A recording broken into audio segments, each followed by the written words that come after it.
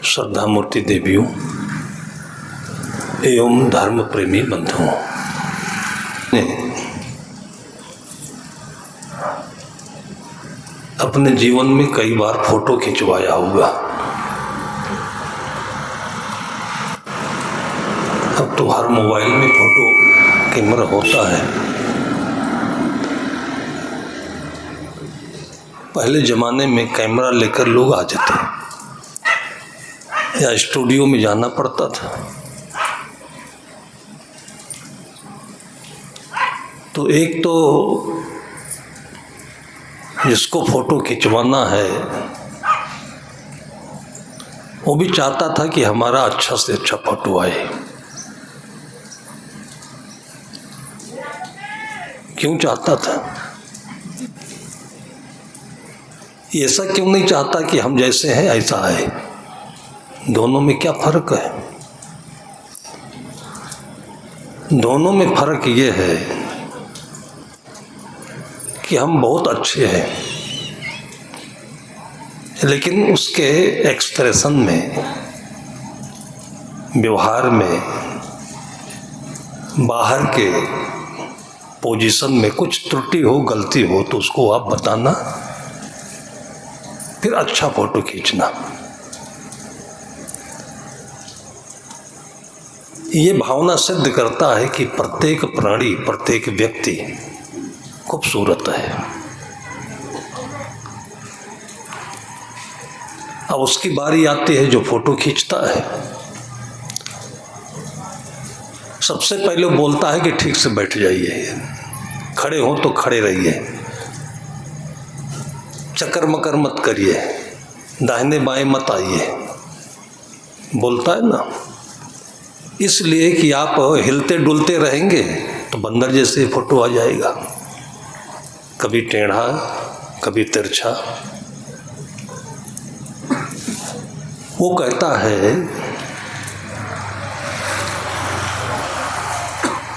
वो भी बड़ा बाजीगर होता है जो स्टूडियो वाला होता है। अगर आपको ये बोल दे कि अटेंशन तो बुरा लगेगा, टेढ़े मेढ़े मत होइए तो भी बुरा लगेगा। वो इतने ढंग से आपकी ओर इशारा करता है, बोलता है कि आप सीधे हो ही जाते हैं। वो इतना ही बोलता है, हमारी तरफ देखिए, और इसी इतने में आप इतने अच्छे लगने लगते हैं, उसकी तरफ देखते ही अच्छे लगने लगते हैं उसकी कैमरे में। फिर भी कुछ बाकी रह जाता है, तब उसको कहना पड़ता है कि प्लीज स्माइल, थोड़ा सा मुस्कुराइए। ये 3 स्टेप हैं। अपने खूबसूरत जिंदगी के भी इम्प्लीमेंट में, व्यवहार में, या अपने वास्तविक स्वरूप को समझने के 3 स्टेप है ये।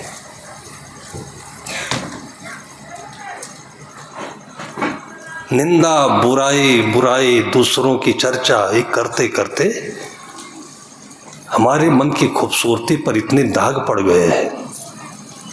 और यही कभी कभी साधु लोग भी करते हैं।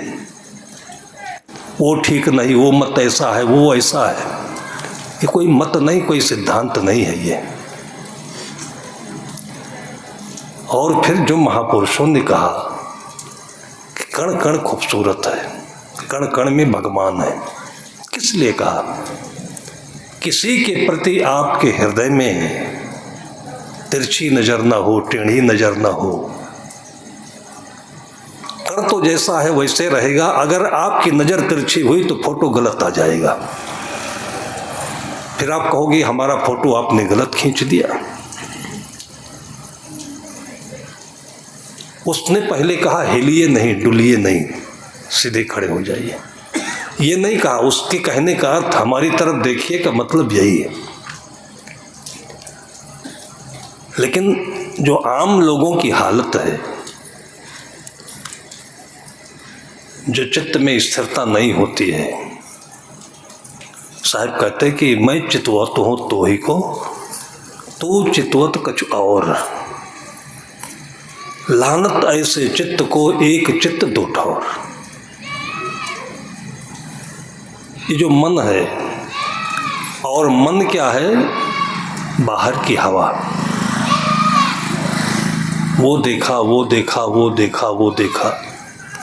घर सबका वही है जिसमें छाया है, जिसमें धूप से बचत है, जिसमें दीवारें हैं, जिसमें विंडो है, छत है, यही तो घर है। थोड़ा सा डिजाइन में चेंज होते ही देखिए पति पत्नी में कितना झगड़ा हो जाता है, पिता पुत्र में हो जाता है, टोटी ऊपर नीचे करने में झगड़ा हो जाता है।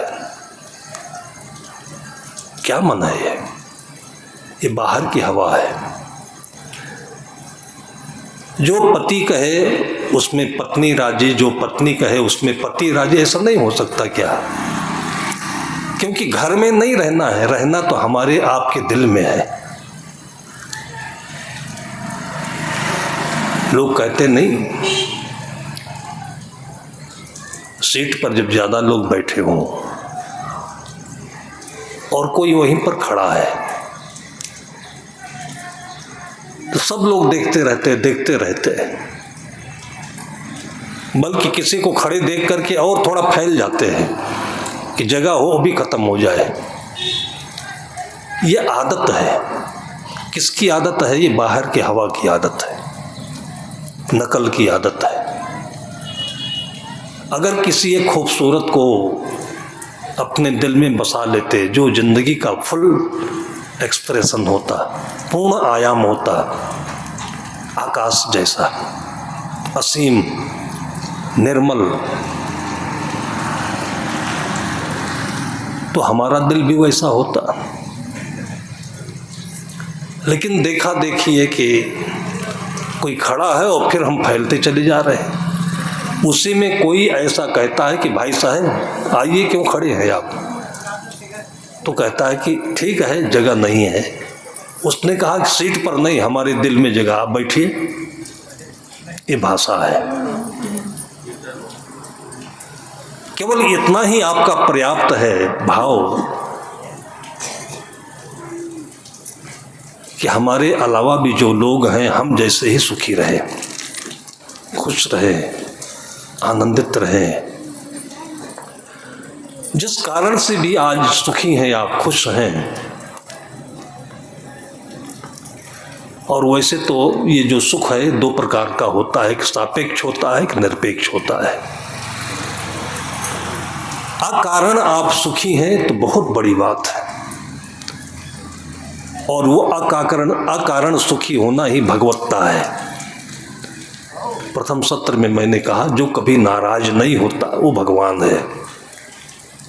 जिसको अनायास ही अपने भीतर खुशी लगे तो समझ ले कि हमारे हृदय में भगवान उतर गए हैं, सदगुरु उतर गए हैं, साहेब आ गए हैं। बहुत बड़ा होगा आप कुछ, उसमें सबका भला है। गोस्वामी कहते हैं भगवान श्री राम के लिए, सबके प्रिय, सबके हितकारी। कैसे थे वो? कि सबके प्रिय थे और सबके हितकारी थे। दुख सुख सरिस प्रशंसा गारी। दुख में, सुख में, किसी की प्रशंसा करने पर भी, किसी की निंदा करने, गाली देने पर भी वह एक जैसे होते थे।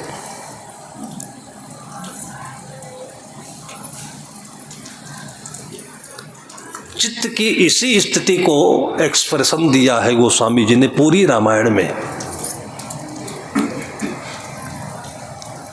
वो अर्थ हम लोग समझते नहीं, हम लोग उसमें पर्सनिफिकेशन कर रहे हैं, अपने अंतर के व्यक्तित्व को उसमें डाल रहे हैं कि वहां पर ऐसा सीता नहीं कर पाई, वहां पर ऐसा राम नहीं कर पाए। उनका तो एक चरण ही याद करने योग्य है कि आज शाम को उनको वनवास के लिए, राज्याभिषेक के लिए सूचना दी गई और भोर पहर होते होते उनको वनवास के लिए आदेशित किया गया। तथा नममले वनवास दुखिता। गोस्वामी जी कहते हैं इतना होते हुए भी एक रत्ती भर भी उनके चित्त में हवा नहीं लगी इसकी कि एक राज्याभिषेक है, दूसरा उसका परित्याग है। और यही एक चरण किसी में हो तो कभी नाराज नहीं होगा वो, क्योंकि दुनिया में सारा झगड़ा केवल माया के लिए है, महत्वाकांक्षा के लिए है, घमंड के लिए है, बड़प्पन के लिए है। कौन बड़ा है यार?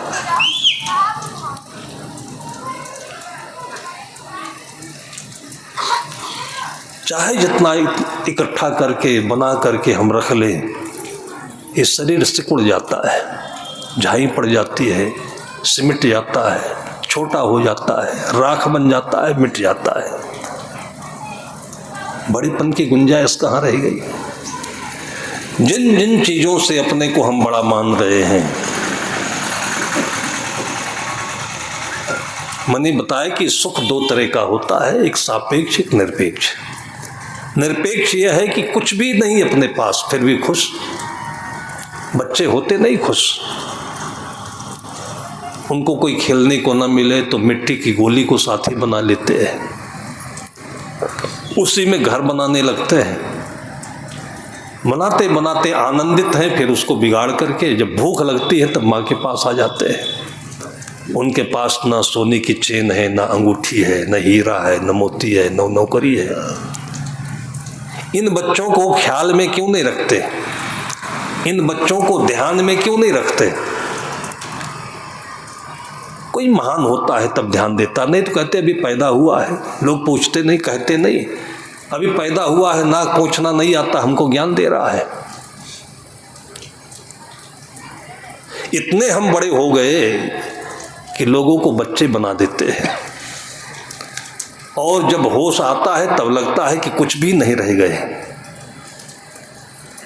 जो हमारा बड़पन था वो केवल ढोंग के, पाखंड के, आर्टिफिशियलिटी के कुछ भी नहीं रहा है, ये उतर जाता है। अपने आप में जो आनंद है वो निरपेक्ष सुख है, अकारण सुख।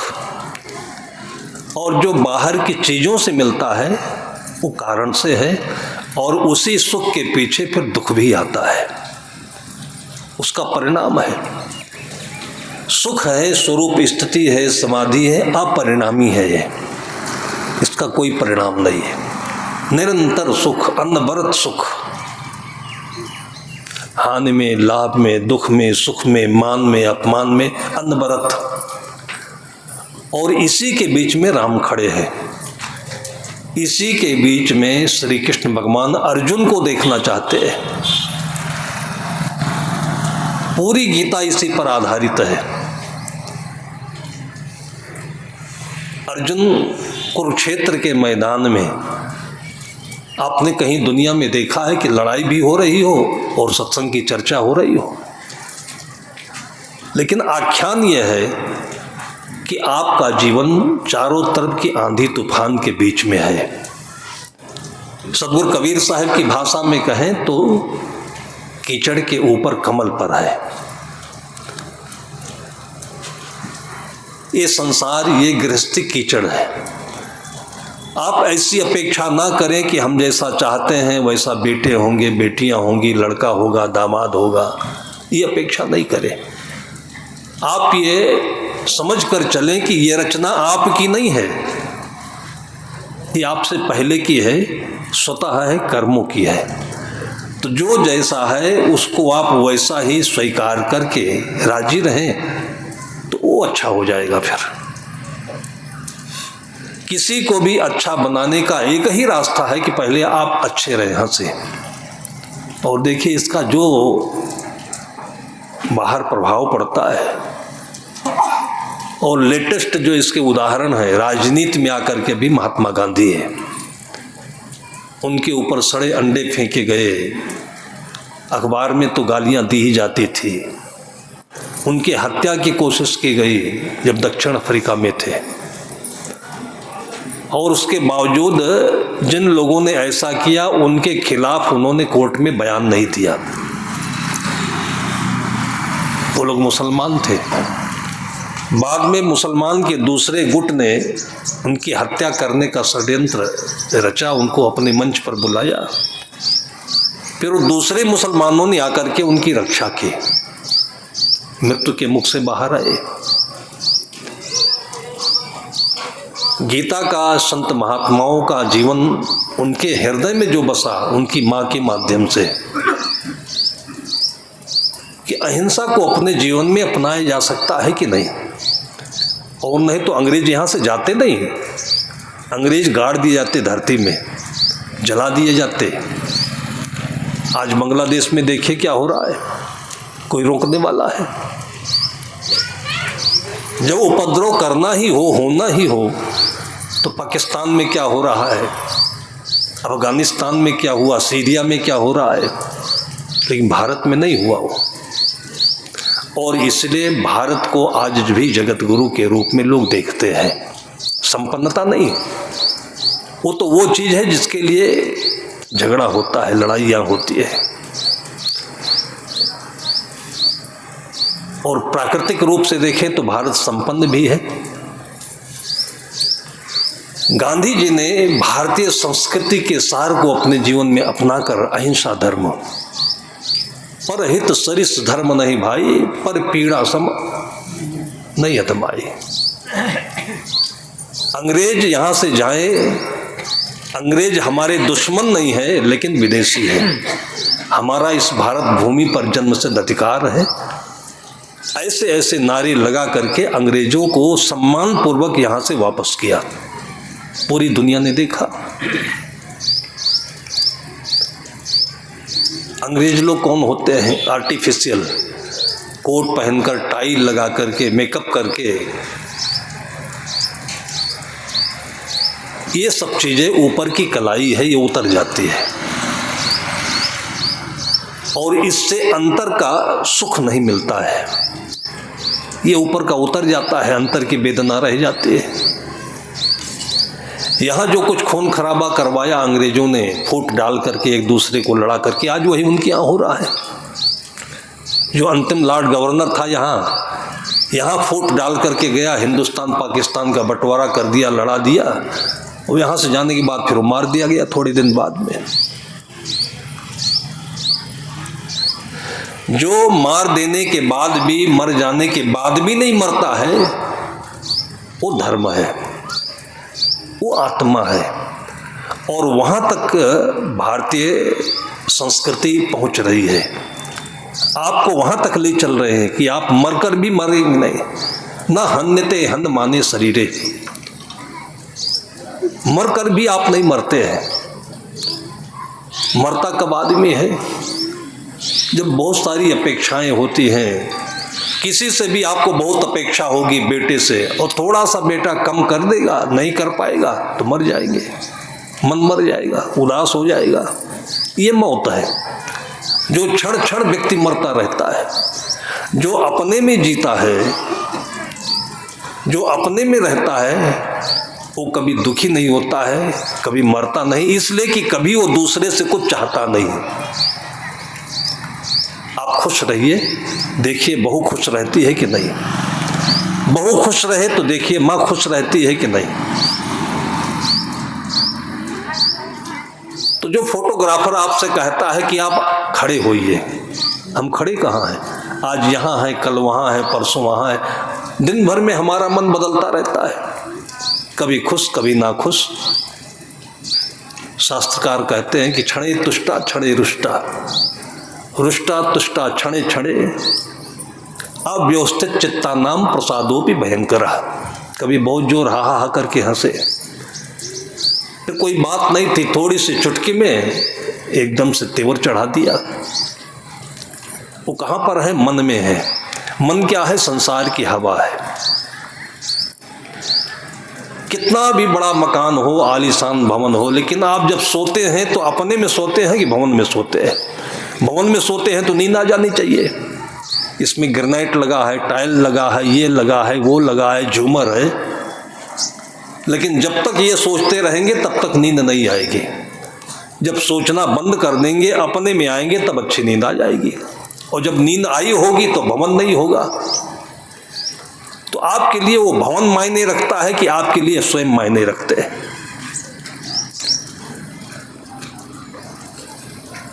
ये निर्भर करता है कि हमारे दृष्टिकोण में है क्या चीज। अपनी जिंदगी है कि जो हम अपने मन से मानते हैं वो है।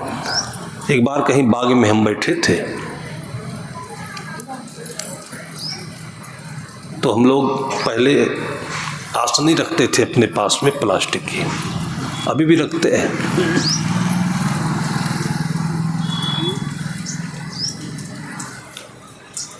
बैठने के लिए हमें गद्दी ही चाहिए, ये मन बड़ा दुखदाई है। कहीं भी हम बैठ सकते हैं, ये मन बड़ा सुखदाई है, कहीं भी बैठ सकते हैं। हमारे गुरुदेव जी एक काली काली कमरी रखते थे, रात में अपने आसन पर बिछा लिया, स्टेशन पर बिछा लिया, कहीं ज़रूरत पड़ी तो ओढ़ भी लिया, कहीं बालू की ढेरी पर हो उसमें बिछा लिया, उठाया झारा फिर रखा कंधे पर। उनका ऐसा अंदाज था कि लगता नहीं था कि इनका है क्या अपना, ये अपने आप में खुश है जो भी परिस्थिति हो। इसीलिए संतों ने एक सूत्र बनाया कि राम राम राम राम राम राम कहिए, जाहि विधि राखे राम ताहि विधि रहिए। इतना आनंद है, एकदम लचीले बन जाए, फ्लेक्सिबल, जैसे बच्चे का शरीर कोमल होता है ना, और अभी 10 फीट ऊपर से गिर जाए तो भी कुछ टूटता नहीं उसका। कभी नहीं आपने सुना होगा कि बच्चे को फ्रैक्चर हो गया हो। जो कड़ा होता है फ्रैक्चर उसका होता है, और कड़ा होते होते जिसका लीवर कड़ा हो जाए तो उसको कैंसर होता है। और इसका प्रभाव, शरीर की कोमलता का प्रभाव मन पर पड़ता है, मन का प्रभाव शरीर पर पड़ता है। जो बहुत ज़्यादा जिद्दी हो, आप पता लगा लीजिए, उसको पित्त ज़्यादा होगा, लीवर की कोई न कोई समस्या होगी, उसको पक्का होगी, पानी कम पीता होगा, लीवर में सिरोसिस हो सकता है, लीवर में फैटी लीवर हो सकता है। पूरे शरीर का एक एक अंग कोमल है। जैसे बचपन में आपने देखा था, ऐसे ही अंदर की झिल्ली देख लीजिए, झिल्ली में ही किडनी होती है, एकदम मुलायम। लीवर को देख लीजिए तो एकदम मुलायम, हार्ट को देखिए एकदम मुलायम। जब तक ये सॉफ्टनेस है, मुलायमियत है, तब तक स्वस्थ है शरीर। और इसके लिए आप लिक्विड चीजें लें। बाहर चीज कड़ी होती है, उसको दांत से इतना चबाएं, और इसलिए प्रकृति ने आपको 32 दांत दिए, नहीं तो प्लेट देता 2, एक ऊपर एक नीचे। पढ़ने के लिए तो एक एक अक्षर हमारी इस शरीर के किताब में लिखा हुआ है, पढ़ते नहीं हम, इसलिए कि पढ़ने की आँखें खत्म हो गई है। हम लोगों ने अलग परिभाषा बना ली पढ़ने की। 32 दांत दिए हुए हैं कि आप एक कवर जो मुख में लेते हो वो 32 बार चबाइए। अगर दोनों को मिला लीजिए 16 बार चबाइए, और इतना चबा लीजिए कि आपके मुख में पानी लेकर के उसको शरबत बना दे और फिर पेट में जाए। कभी पेट नहीं दुखेगा और कभी अंदर से आपको कोई शिकायत नहीं आएगी। याद ही नहीं रहता है कि हम खा रहे हैं, कि जेसीबी मशीन जैसे पेट्रोल पंप पर ले जाते हैं, स्टोन डाल देता है, पेट्रोल भर जाता है। घर में गए, न जूता उतारे न मोजा, ला रे भोजन दे दे। अब होश ही नहीं है कि वो ट्रैक्टर है कि आदमी है, ला करके भर दे उसमें पेट्रोल, दिन भर चलता रहेगा ये। हम अपने इंसान की भावनाओं का इतना परित्याग कर चुके हैं, इतना विस्मृत हो चुके हैं। भोजन भी एक पूजा के समान है। कितनी गहराई से उतर करके माँ ने, बहन ने भोजन बनाया होगा। कुछ तो उसका आप आदर करिए, कुछ तो उसकी भावनाओं को देखिए। उसी भोजन के समय में भावनाएं मिलती हैं तो भाव मिलता है, भाव से शरीर की उन्नति होती है, स्वास्थ्य मिलता है। केवल खाने से नहीं होता है, खाने के साथ में भाव होना चाहिए। इसलिए हम लोग खाना नहीं कहते हैं, भोजन कहते हैं। आप लोग भी बच्चों को भोजन कराया करिए। आ जा रे खाना खा ले। खाना तो होटलों में होता है, नौकर परोसता है, उसको खाना कहते हैं। और उस खाने के बाद में पाखाना बनता है, कुछ नहीं होता उसका। शरीर गटर नाला, ऊपर से डालिए नीचे से बह रहा है। भोजन का मतलब होता है कि जिसको स्वीकार करने के बाद, ग्रहण करने के बाद भजन करने का चित्त बने, मन बने। भोजन से भजन, भजन से भोजन। संतों ने इसको प्रसाद कहा। चलिए प्रसाद पा लीजिए। प्रसाद का संस्कृत अर्थ होता है प्रसन्नता। भोजन के समय इतना स्वाद मिल जाना चाहिए, इतना अच्छा लगना चाहिए, लेकिन ये तब होगा जब भूख अच्छी होगी। खाना ही जीवन का उद्देश्य है। जलेबी छन रही हो, मालपुआ बन रहा हो, लड्डू देख लिया तो, व्यंजन देख लिया तो, ये तो खाने की चीज नहीं, देखने की चीज है कि किसका कितना सुंदर मन है कि आपके लिए इतनी सारी चीजों को उसने सजाया है। ये मन की चीज, खाने की चीज नहीं है। डॉक्टर कहते हैं कि पेट भरने की चीज भोजन है और चित्त को प्रसन्न करने की चीज मिठाई है। वो मिठाई मन की भी होती है, भोजन की भी होती है।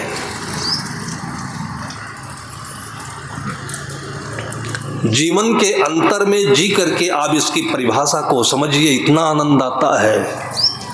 और ये आनंद आपको खेतों में, फुलवारी में, बाग बगीचे में, ऑफिस में, अपने काउंटर पर कहीं बैठ करके आप एहसास करिए तो ग्राहकों के साथ भी आनंद है। हृदय से, तबीयत से व्यवहार करिए आप, किसी के प्रभाव में नहीं, किसी के नकल में नहीं। और उसके बाद देखिए कि आप जहां भी हैं वहां आपकी जय जयकार होती है कि नहीं, सफलता मिलती है कि नहीं, उन्नति मिलती है कि सबको ये प्रिय लगता है। जो असलियत है, जो वास्तविकता है, जीवन का आपका रस है, ये सबको प्रिय लगता है और वही हमें मिलता भी है। अब किसके अंदर में कैसे इसका उद्गार हो, उद्घाटन हो, किसके अंदर कैसे हो।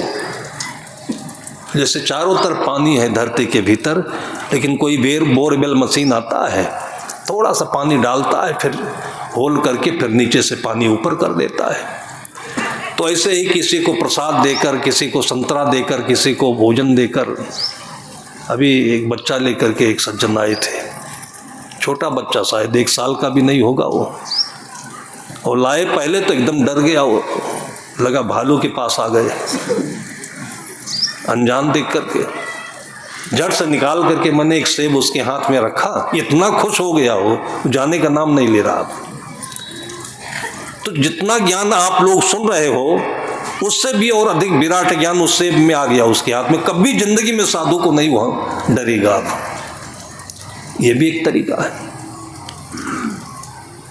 आंख में आप एक बार मिला दीजिए किसी के, और उसके बाद देखिए वहीं से तरक्की का रास्ता शुरू हो जाता है। वहीं से आपकी खूबसूरती चारों दिशाओं में फैलने लगती है। संत एक बार स्पर्श कर दिया और उसके बाद पूरे हृदय में परिवर्तन आ जाता है। अंगुलीमाल के साथ में बुद्ध ने किया, रत्नाकर के साथ में संतों ने किया, और ये सारे चल करके महान आत्माएं बन गई। इतना ज्ञान थोड़े दिया उनको कि जिसमें पूरी जिंदगी लग जाए। ये जीवन की खूबसूरती को देखने के लिए ही सदगुरु ने कहा कि घूंघट के पट खोलरी तो ही राम मिलेंगे।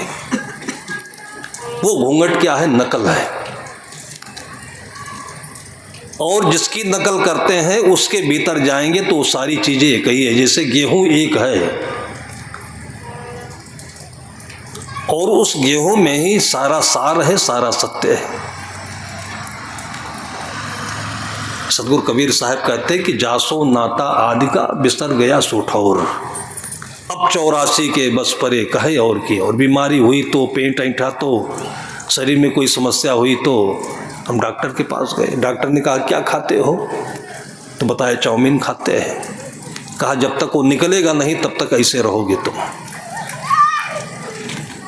अब चाउमीन में है क्या? जो हम लोग ये पानी बतासा खाते हैं, घर में बनाकर खाइए। वो चाउमीन प्रकारांतर से घर में खाइए।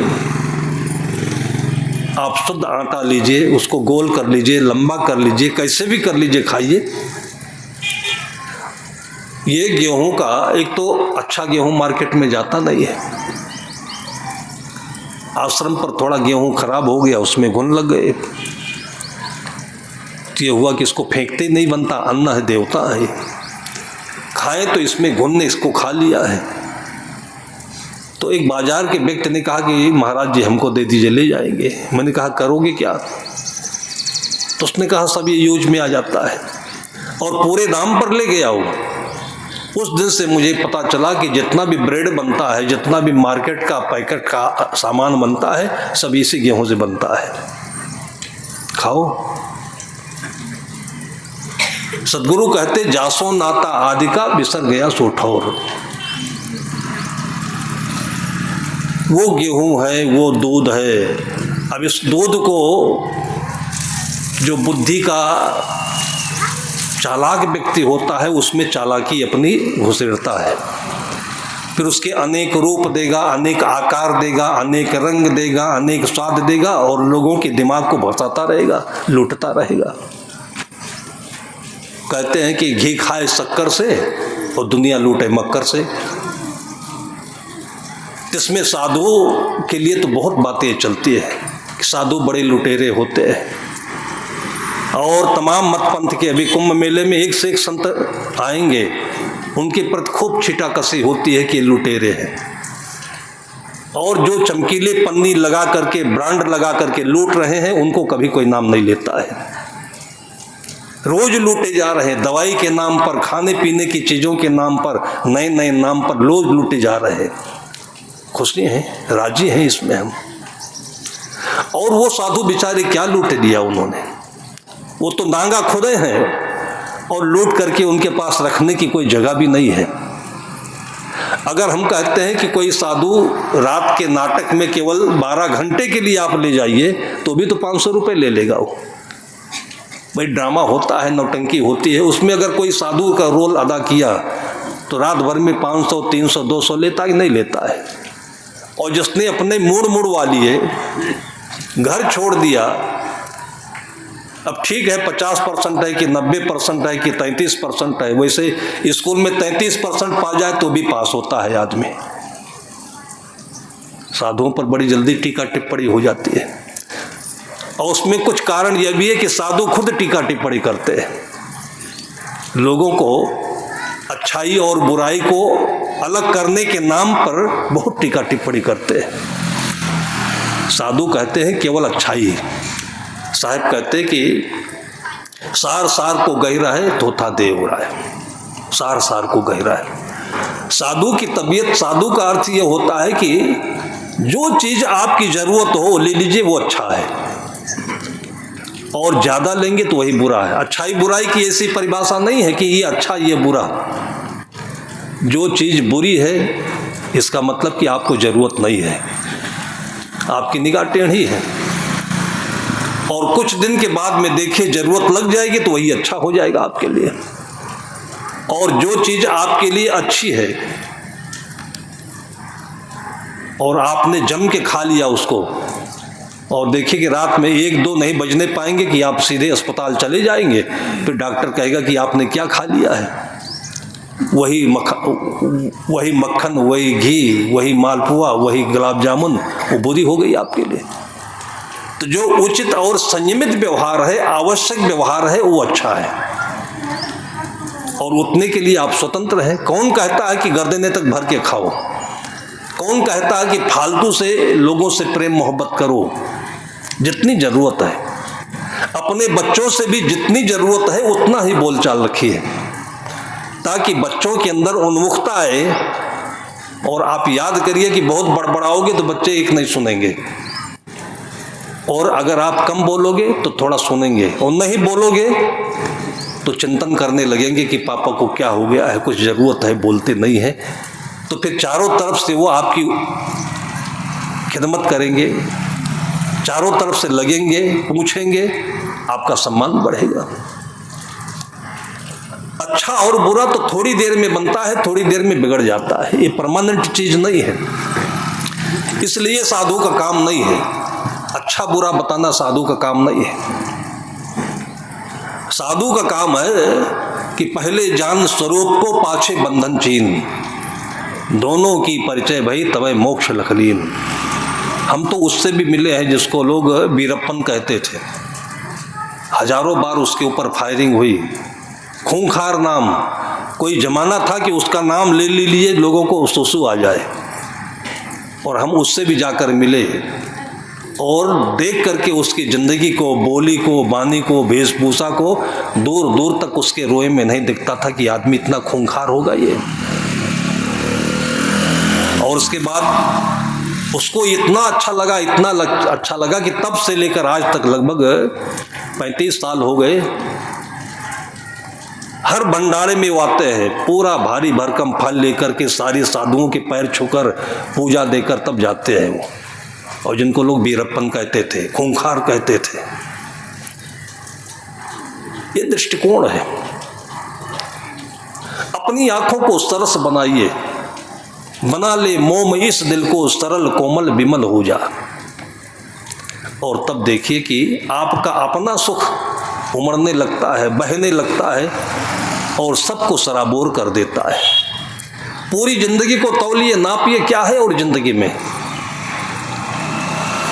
हालांकि अगर एक्सरसाइज करना हो तो दिन भर में 1-2 बार लड़ लीजिए आपको टीबी की बीमारी नहीं होगी, सांस की बीमारी नहीं होगी, लड़ने में भी ताकत तो लगता ही है।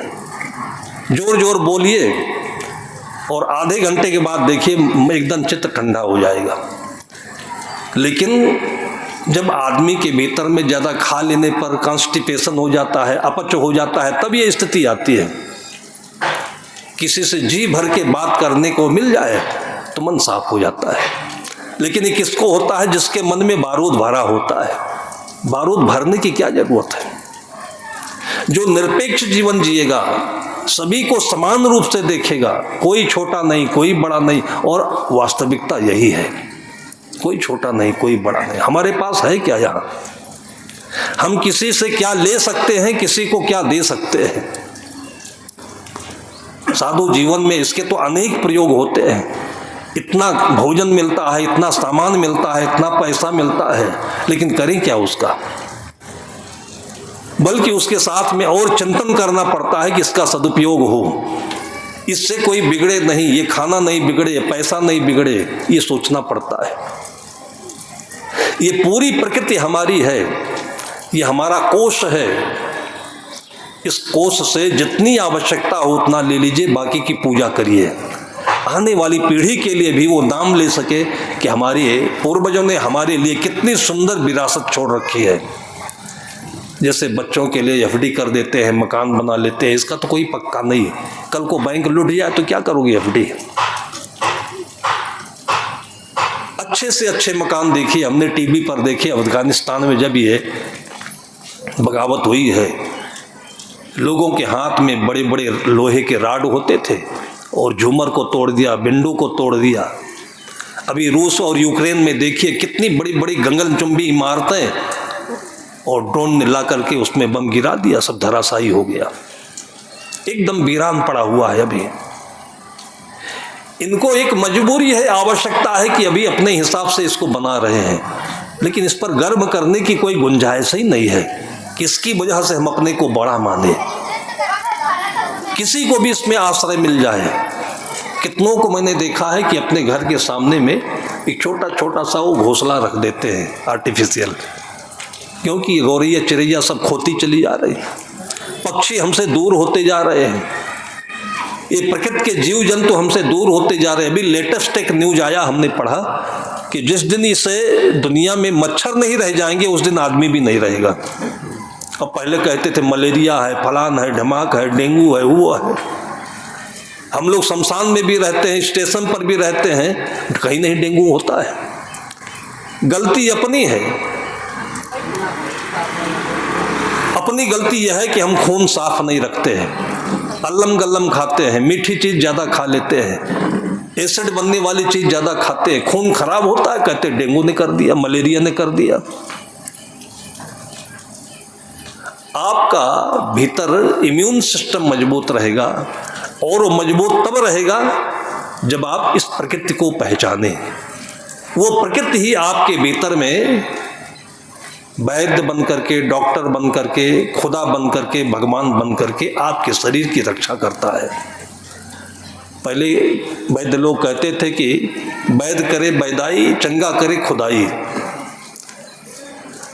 आज भी जो अच्छे सिस्टम के डॉक्टर होते हैं दवा कम देते हैं। आप लोग भी बहुत दवा के चक्कर में नहीं पड़िएगा। हो सके तो हफ्ते में एक दिन उपवास कर लीजिए। उपवास करने का मतलब होता है कि मन की चीज मत खाइए। आप पानी पी लीजिए, गुड़ का शरबत पी लीजिए, अदरक डाल करके काढ़ा पी लीजिए, दिन में फल खा लीजिए, शाम को थोड़ा सा गर्म दूध ले लीजिए, फल ले लीजिए। इतना सुकून मिलेगा, रात में इतनी अच्छी नींद आएगी, दूसरे दिन आप बिल्कुल एकदम हल्के हो जाएंगे। इतना तो आराम है, इतना सहज पथ है। और इसको भी साधन संयम को धर्म के आस्था के रूप में इसलिए जोड़ा गया कि हमारी दिनचर्या ही होनी चाहिए ये। और इससे जो चित्त की प्रसन्नता उद्भूत होती है, जिस दिन आप उपवास रहते हो उस दिन आपको ठंडी कम लगेगी, जिस दिन उपवास रहेंगे उस दिन आपको गुस्सा कम आएगा, और उसके बाद धीरे धीरे धीरे धीरे आपको खाने की जो तृष्णा है ये कम पड़ जाएगी।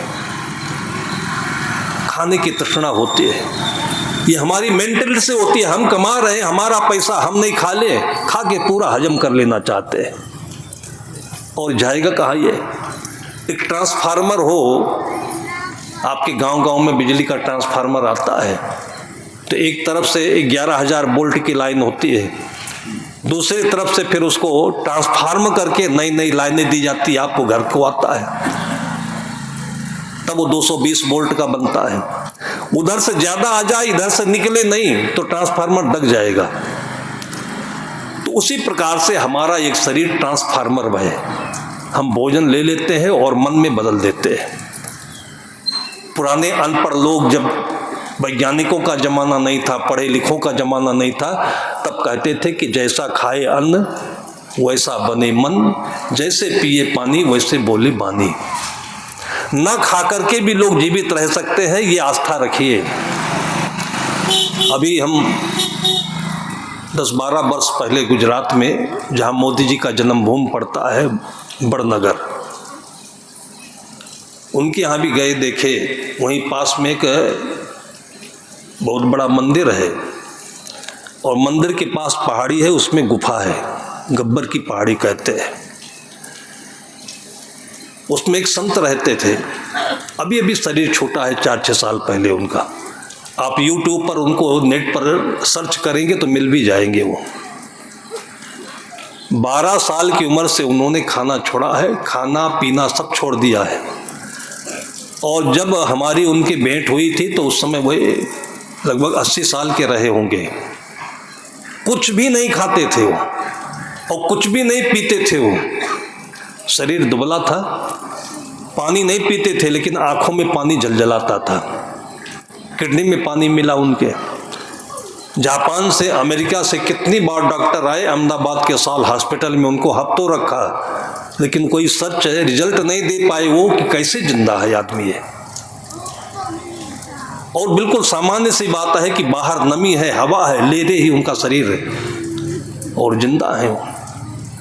उनको देखने के बाद आपको ये लगेगा कि हम जो खा रहे हैं ये अपने को हम कब्र में दबा रहे हैं, और फिर बेतरतीब खाते चले जाते हैं, बेतरतीब खाते चले जाते हैं।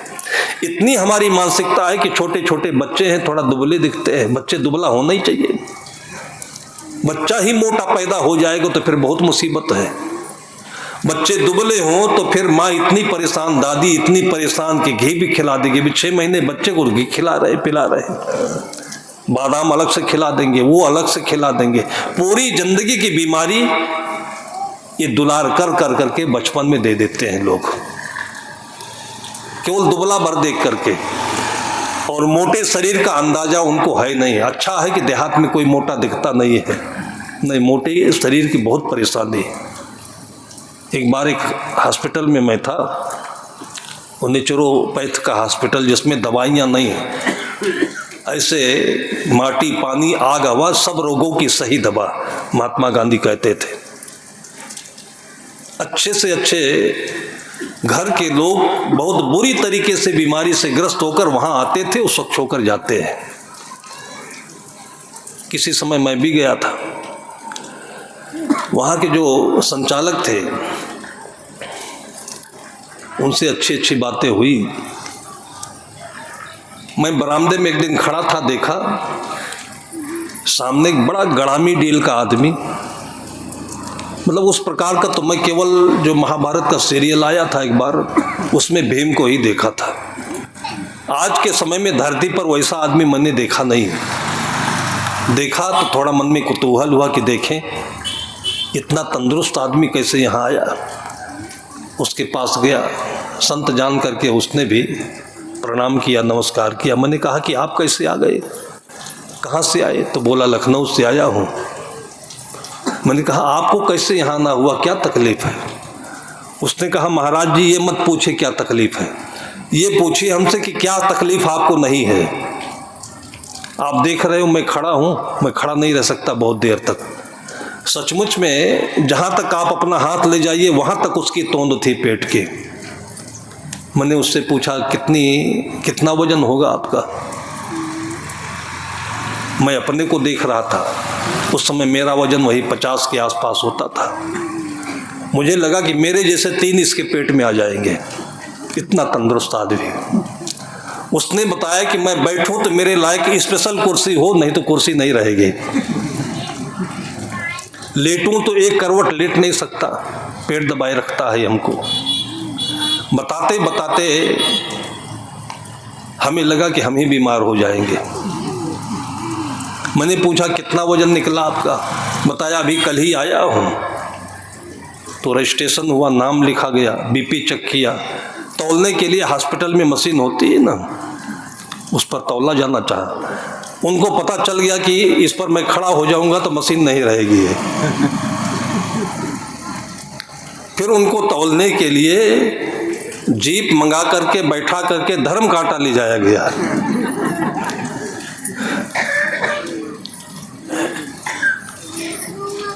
मोटे लोगों की ये कहानी होती है। मैंने पूछा कितना निकला? कहा 151 किलो निकला।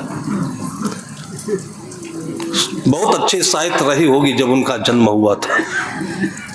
जिनको एहसास नहीं है, भीतर से अनुभव नहीं है स्वास्थ्य का, सब कुछ पूरे जिंदगी का काम उनका उल्टा होता है। पूरी जिंदगी का काम, जैसे मोटा शरीर सुखदायी नहीं होता है, ऐसे बहुत सारी संपदा भी सुखदायी नहीं है। एहसास करिए, क्योंकि अपना है नहीं तो क्या करोगे? मरते समय उसको सबसे ज्यादा तकलीफ है जिसके पास सबसे ज्यादा धन है, छोड़कर जा रहा है।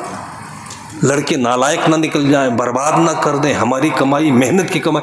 मैं मानता हूं कि उसने ईमानदारी से कमाया। जितनी ईमानदारी से कमाएगा, अगर ज्ञान ना हो, वैराग्य ना हो तो छोड़ना मुश्किल है, और छोड़ना पड़ेगा पक्का। ऐसे समय में समझ में आता है कि अपनी जिंदगी क्या है। ये अपनी जिंदगी से लेस मात्र भी आप कुछ भी इसमें जोड़ नहीं सकते हो। ये उतना ही रहेगा, उतना रहने में ही सुख है इसमें। इसलिए हम केवल 1 रोटी 2 रोटी खाते हैं और बताते हैं, जाके मनुवर तप करे, वेद थके गुण गाए, सोई देऊं सिखापना कोई नहीं पति आए। जिसे मजा कहते हैं, आनंद कहते हैं, खूबसूरती कहते हैं, इन सब के बारे में इसलिए बताते हैं कि आपके सबके भीतर में ये समाया हुआ है। सदगुरु कबीर साहब कहते हैं कि इन्हीं की चर्चा, इन्हीं की प्रशंसा, इन्हीं का गुणगान वेदों में, उपनिषदों में हुआ। मैं भी वही व्यवहारिक भाषा में बताता हूं, लेकिन कोई विश्वास नहीं करता है, हम लोगों पर भी नहीं करता है। साधन संयम शौक नहीं है, अपरिहार्यता नहीं है, मजबूरी नहीं है, ये तो धर्म है और इसमें सुख है, आपके लिए भी हमारे लिए भी। हम लोग जब सवेरे से शाम तक काम करते हैं, उस काम के साथ में हमें ये गुणा हिसाब करते रहना चाहिए। तो जो काम में आपके शैतानी है, जल्दीबाजी है, चालाकी है, बेईमानी है, ये किसी को भी ऐसे ही जैसे सांप का केचुल होता है ना, छोड़ देगा। ये सांप के ऊपर साहब ने कहा कि जो जैसे सांप को केचुल हो जाता है तो उसके लिए दोहरा संकट होता है। अगर शरीर में लगा रहे तो चुभता है, और शरीर में लगा रहे तो आंख से दिखाई नहीं पड़ता, और छोड़ दे तो चुभता है, उसकी त्वचा कोमल हो जाती है। मिलन बिछड़न दुलहरा जस केचुल तजत भुजंग, ये साहब का वाक्य है। ये संसार की जो माया है, ये दौलत है, मिलते पर भी और न मिलने पर भी दोनों को सताता है। इस संताप का जो निराकरण है वो जीवन का शुद्ध ज्ञान है, और जीवन का जो शुद्ध ज्ञान है वो आपके साथ में है। आप अपने खेत में जाते हो, अच्छा लगता है, हम लोगों को तो अच्छा लगता है। हम दूसरे के मकान में रहते हैं, लोग पूछते हैं कैसे आप सो लेते हैं। हर दूसरे दिन हमारा बिस्तर बदल जाता है। अधिकतर लोग होते हैं कि उनको थोड़ा सा भी कुछ बदले तो नींद नहीं आती है। हम लोगों का हर दूसरे दिन बदलता है, और नींद नहीं आती तो पागल हो जाते हैं, अस्वस्थ हो जाते हैं। हर दूसरे दिन भोजन बदल जाता है, हमारी अनुकूल भोजन नहीं मिलता। कितने दिनों से हम दलिया ढूंढ रहे हैं, नहीं मिलता कहीं। हमको मसाला मिल रहा है, मालपुआ मिल रहा है, खीर मिल रही है, जो चाहते हैं वो नहीं मिल रहा है। लेकिन लोगों को लगता होगा कि महाराज जी तो कुछ न कुछ चुपके से करते जरूर होंगे। एक किसी घर में हम लोगों का आसन था, 2-4 दिन रुका रहा, तो सवेरे हमारे साथ वो किसी हॉस्पिटल में अच्छे पद पर थे। तो देखा कि सुबह हम लोग थोड़ा सा मुट्ठी भर चना ले लिया, शरबत ले लिया, दोपहर में भोजन किया, 1 रोटी 2 रोटी, थोड़ा चावल, थोड़ी सी दाल, 10 ग्राम चावल, 15 ग्राम चावल बहुत है, 1-2 घूंट दाल बहुत है। शाम के समय में फिर थोड़ा सा जलपान ले लिया। वो घर में भी खा रहे हैं 5-7 रोटी, ऑफिस में भी जाकर के समोसा खा रहे हैं, फिर चाय भी पी रहे हैं 4 बजे, शाम को आकर फिर ठस के खा रहे हैं, और फिर भी इनकी तबीयत सही नहीं रहती है, अपने को तंदुरुस्त नहीं महसूस करते। तो हम लोग सुबह सुबह 2-3 घंटे के लिए बाहर निकल जाते थे। बाहर से आकर के देखा तो हम लोगों के साथियों की जितने आसन, झोली, झंडा सब उल्टा पलटा रहा। तो मैंने कहा कुत्ता तो आया नहीं, दरवाजा बंद है, आखिर हुआ क्या? ये चोरी भी नहीं हुई कि कोई पैसा निकाला हो, सामान भी सब जैसा था, लेकिन ये उल्टना पलटना किसने किया? अब घर वाले से पूछे तो बोलेंगे चोरी लगाया। फिर जब चलने लगे तब वो महाशय अपने अंदर की बात सच्ची सच्ची बताए कि साहब आप सच सच बता दीजिए कि खाते क्या है आप छिपा कर। मैंने कहा क्यों? कहा आप सब कोई तंदुरुस्त दिखते हैं, लाल लाल दिखते हैं, लेकिन खाना बिल्कुल कम खाते हैं। उनको देख करके इतना लालच लगा कि हम भी लाल लाल कैसे हो जाएंगे। और तब उन्होंने बताया कि आपका सब कुछ जानने के लिए मैंने झोली भी पलट डाली, आसन भी खोज डाला, लेकिन कुछ खाने की चीज मिली नहीं है। साहब कहते कोई नहीं पतियाए, कम में जो सुख है इस सुख का आनंद लेने के लिए संतों की उपासना करनी चाहिए। उपासना, बड़े बड़े पैसे वाले लोग आते हैं आश्रम पर, और 1 हफ्ते के बीच में 1 दिन 2 दिन गोली खाते हैं शुगर की और बीपी की, उसके बाद भूल जाते हैं। और जब चलते हैं और जाकर घर में नापते हैं तो दोनों नॉर्मल मिलता है बिल्कुल। इसको उपासना कहते हैं कि जिसका आप ध्यान करोगे, जाको मुनिवर तप करे वेद थके गुण गाए। जिसकी उपासना करोगे वो आपके भीतर में है। वो लोग भी ऐसे रहे, बाग बगीचों में रहे। अब ये मजबूरी है कि कौन कहाँ रहता है इससे फर्क नहीं है। हम जैसे बाग में रहते हैं, आश्रम 3 एकड़ का बना हुआ है, उसमें रहने की जगह थोड़ी थोड़ी है। कोई आए अतिथि गृह, उसके लिए धर्मशाला है, संतों के लिए थोड़ा अलग है, भोजनालय अलग है, लेकिन उसमें कम से कम 400-500 पेड़ हरे भरे लगे हुए हैं। एकदम तपोवन दिखेगा पुराने जमाने का, जो आप पंचवटी जैसे देखते हो।